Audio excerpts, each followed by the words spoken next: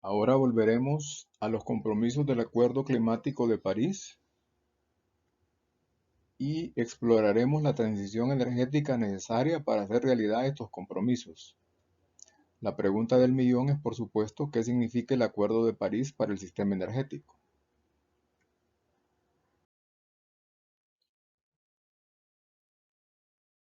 En este slide se muestra un gráfico de las emisiones en diferentes escenarios o trayectorias que han sido consideradas en el reporte del IPCC, el Grupo Intergubernamental de Expertos sobre el Cambio Climático eh, de las Naciones Unidas. Limitar el aumento de la temperatura a muy por debajo de 2 grados centígrados o 1,5 grados centígrados requiere cero emisiones netas para 2050 o un poco después. Un escenario de emisión típico ahora pues vamos a considerar el P3 como el escenario de emisión típica. Se ve de la siguiente manera. Aquí está una versión simplificada del escenario P3. Las emisiones son en gigatoneladas de dióxido de carbono por año. ¿Ya? En primer lugar, vemos las emisiones de energía que aparecen aquí en color gris. Deben reducirse con, digamos, bastante rapidez, cerca de cero. Pero claro, hay otras emisiones de CO2. Como ya indicamos, la mayoría de ellas son por cambio del uso del suelo, que aparece acá en color café claro. Para cumplir con nuestros objetivos, estas contribuciones también suelen necesitar ir a cero. Lo que vemos, sin embargo, es que ir a cero no es suficiente. Debemos pasar a las emisiones negativas, pero ¿cómo es eso posible? Básicamente hay dos formas de hacerlo.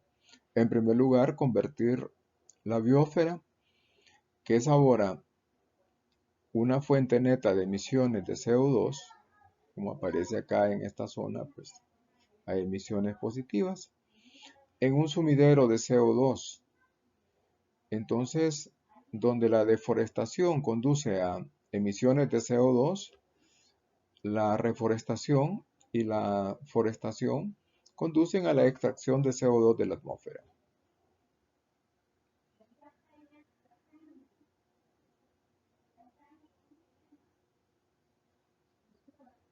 Además de eso, también hay todo, todo tipo de otras posibilidades que implican la recuperación de CO2 de la atmósfera que se muestra en color amarillo. Por ejemplo, el uso de bioingeniería como fuente de energía y la captura de CO2 resultante, lo que lleva a la eliminación neta de CO2 de la atmósfera. También es posible capturar directamente el CO2 del aire y almacenarlo en depósitos subterráneos. Por lo tanto, en general no es suficiente reducir las emisiones totales de CO2 a cero neto a mediados de este siglo, sino que también es necesario eliminar el CO2 de la atmósfera. Lo que cuenta es el balance de emisiones y absorciones, pero esto debería limitarse a un máximo, el llamado presupuesto de carbono. Hay diferentes maneras de limitar el aumento total de la temperatura global. Discutiremos algunos escenarios tal como aparecen publicados en el informe del Grupo Intergubernamental de Expertos sobre el Cambio Climático, el IPCC. El IPCC es el principal órgano científico asesor de las Naciones Unidas y de todos los gobiernos nacionales sobre el cambio climático.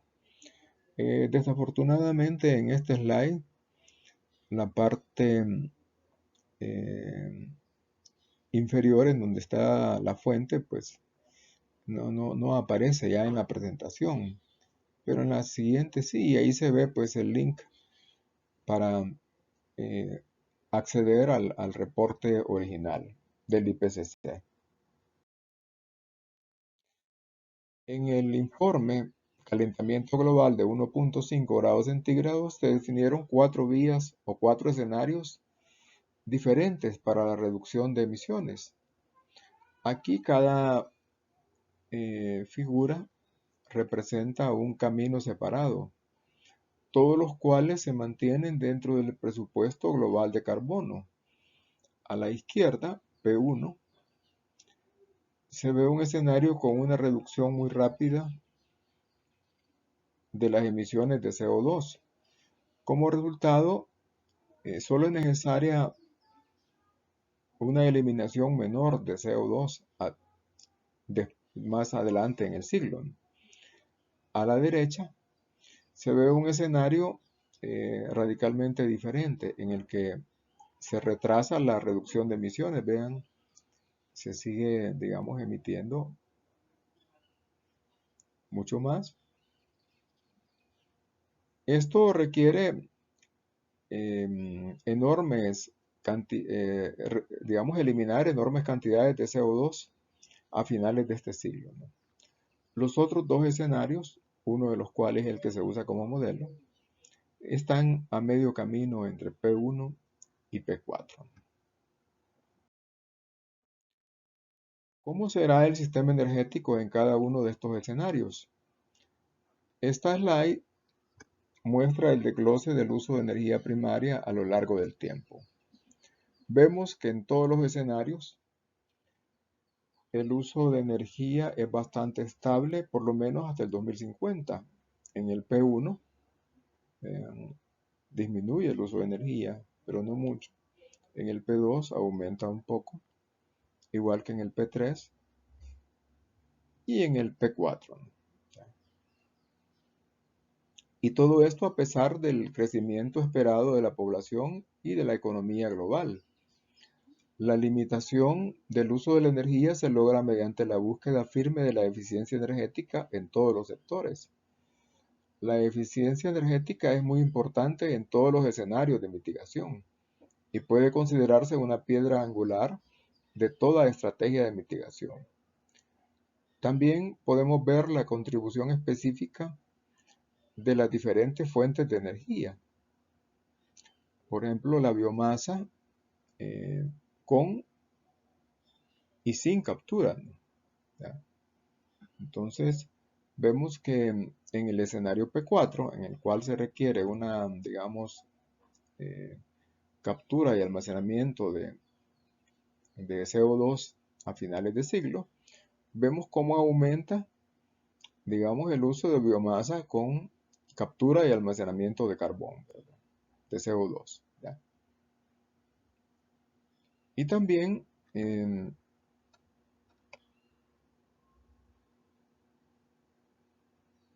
la combinación de combustibles fósiles con captura y almacenamiento de carbono, ¿verdad? Digamos, es importante, bueno, más en unos escenarios que en otros, ¿verdad? Captura y almacenamiento de carbono, abreviado CCS, significa que el CO2 que se genera durante la combustión se captura, por ejemplo, de los gases de combustión. El CO2 se almacena fuera de la atmósfera, no en el espacio exterior, sino que, por ejemplo, en campos de gas natural agotados.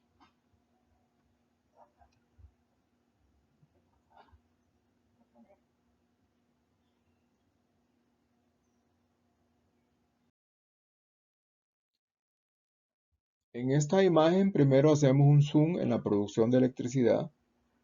Si bien el uso total de energía es estable, este no es el caso para la electricidad. Vean que a diferencia de, digamos, la slide anterior, que muestra la energía primaria global, el consumo de electricidad sí aumenta, ¿no?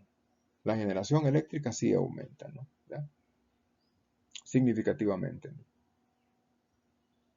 Vemos en todos los escenarios un papel cada vez mayor de la electricidad como portador de energía. Eh, pero, ¿cómo se podría producir esta electricidad? Todos los escenarios ven un papel importante para el solar en amarillo y el eólico en celeste, porque estas son, de momento, las formas más baratas de lograr un sistema eléctrico sin emisiones de CO2. Pero algunas otras fuentes también pueden contribuir. Por ejemplo, la energía nuclear, la bioenergía y la energía hidroeléctrica. Volvamos ahora a la slide anterior con el uso de la energía primaria. En este panorama se incluye el sector eléctrico. Vemos las contribuciones sustanciales de la energía solar, siempre en color amarillo, en todos los escenarios, y la energía eólica. Pero junto a la electricidad también necesitamos combustibles y calor. ¿Cómo se producen? En estos escenarios ilustrativos hay aportes de diferentes fuentes de energía.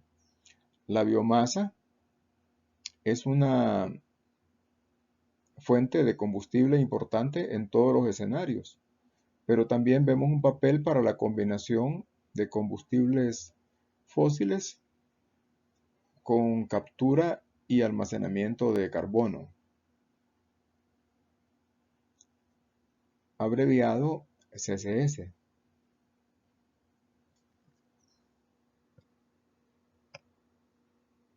Esto significa que el CO2 que se genera durante la combustión se captura, por ejemplo, de los gases de combustión. El CO2 se almacena fuera de la atmósfera, eh, por ejemplo, en campos de gas natural agotados. Recientemente hay más atención para el uso del hidrógeno como combustible. Esto se puede producir a partir de energía renovables, es decir, se pueden usar parques solares o parques eólicos para producir electricidad, y la electricidad se puede usar para producir hidrógeno, ¿no? Y de esta manera se almacena energía. Como se ha dicho, estos escenarios son ilustrativos, pero representan en gran medida el estado del arte en escenarios de mitigación. Y es recomendable echar un vistazo más en profundidad a, digamos, al material que existe sobre estos temas. En la slide siguiente trataremos de resumir muy esquemáticamente cómo será la transición energética.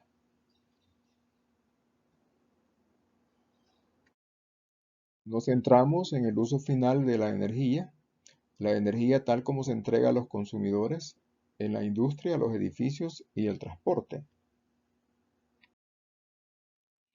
En el sistema actual, alrededor del 20% de la demanda final es proporcionada por electricidad y el 80% por los combustibles y el calor. Pero 2/3 de esta producción de electricidad provienen de combustibles fósiles. Por lo tanto, la contribución de los combustibles fósiles al suministro eh, global de combustibles y calor en realidad es mayor, es el 90%, casi el 90%.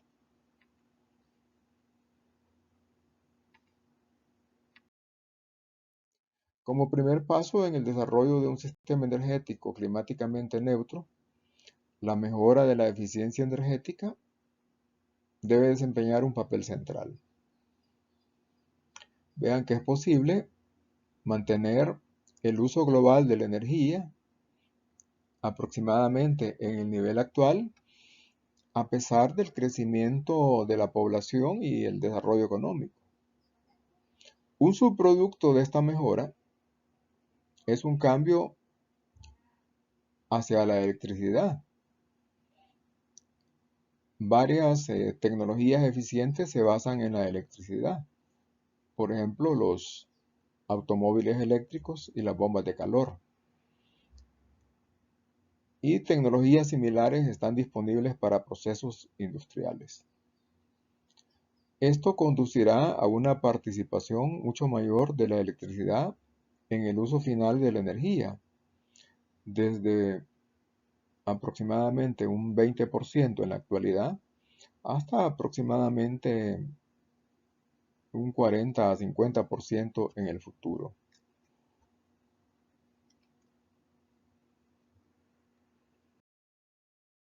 El cambio a la electricidad es importante, ya que hay bastantes fuentes eh, de energía climáticamente neutras que pueden suministrar electricidad. Las más importantes entre estas fuentes renovables modernas son la solar y la eólica. Para ambas fuentes los costos han disminuido dramáticamente y rápidamente en los últimos años, lo cual hace factible, digamos, la transición alejándonos de los combustibles fósiles.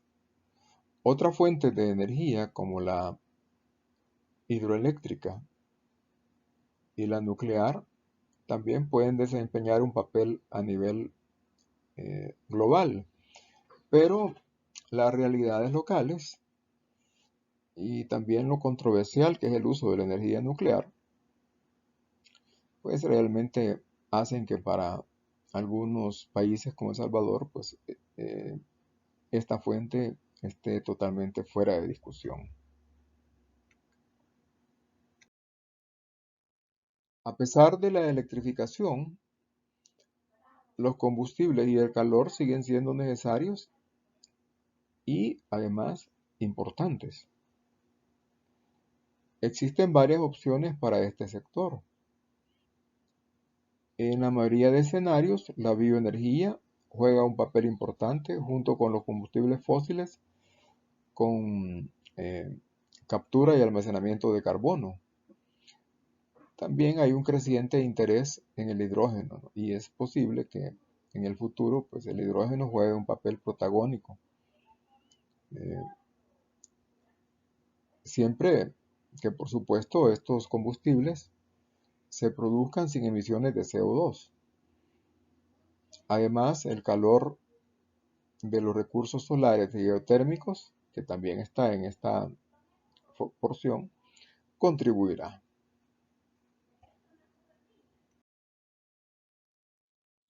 En conclusión, los tres elementos críticos de los sistemas de energía baja en carbono son la mejora de la eficiencia energética, una proporción mucho mayor de la electricidad en el uso final de la energía y un fuerte énfasis en las energías renovables.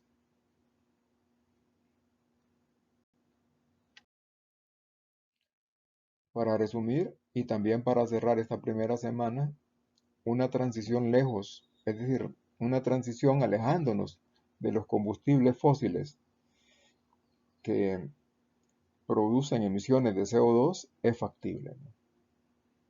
Todavía es factible, ¿no? Pero no va a ser fácil. Se requiere mucho trabajo y determinación, compromisos, etc.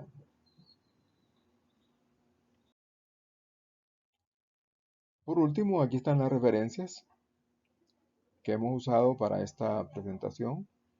La número 1 es eh, la versión, el resumen en español del reporte del IPCC.